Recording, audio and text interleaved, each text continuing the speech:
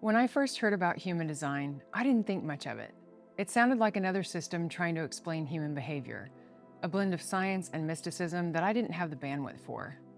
I was still working as a nurse then, still carrying the weight of a system built on exhaustion. But the more I lived through these shifts, in my body, in my clients, in the world, the more I realized it wasn't theory. It was language for something I already knew. Human design explains this time we're living in as the end of the cross of planning, a 400-year era where human survival depended on structure, strategy, and collective control.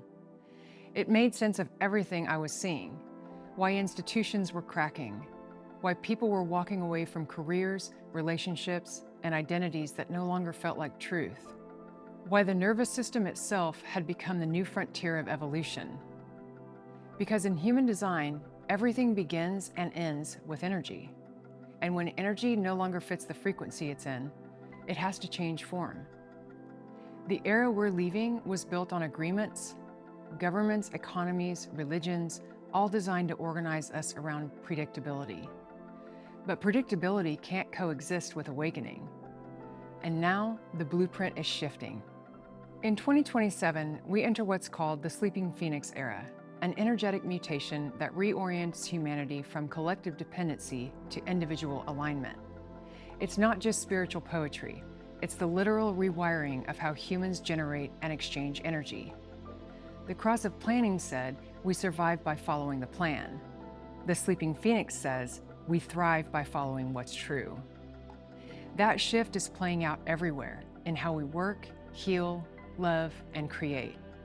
The external collapse we keep talking about, it's the collective body saying, we can't live by force anymore.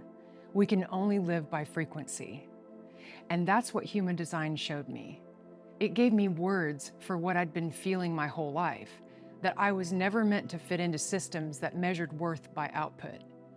That my power wasn't in doing more, but in speaking truth when invited. That alignment isn't mindset work, it's a physiological state. For me, as a self-projected projector, everything begins in the voice. When I speak what's true, I feel it vibrate through my whole body. That's coherence.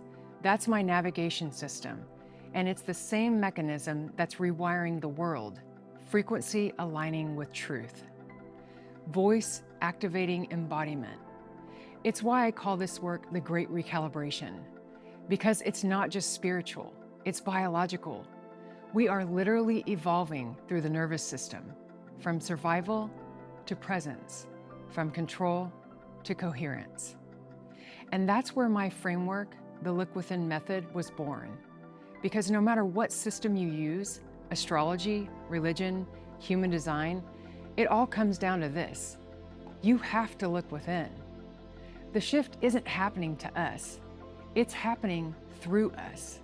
And if we want to navigate with clarity and grace, we have to start where evolution always begins, inside the body, inside the breath, inside the awareness of who we really are. That's where the next part of this series begins, reveal. Because before we can regulate or recalibrate, we have to see what's true. Not the story we were raised to believe, not the systems that trained us to survive, but the truth of what our bodies have been trying to tell us all along.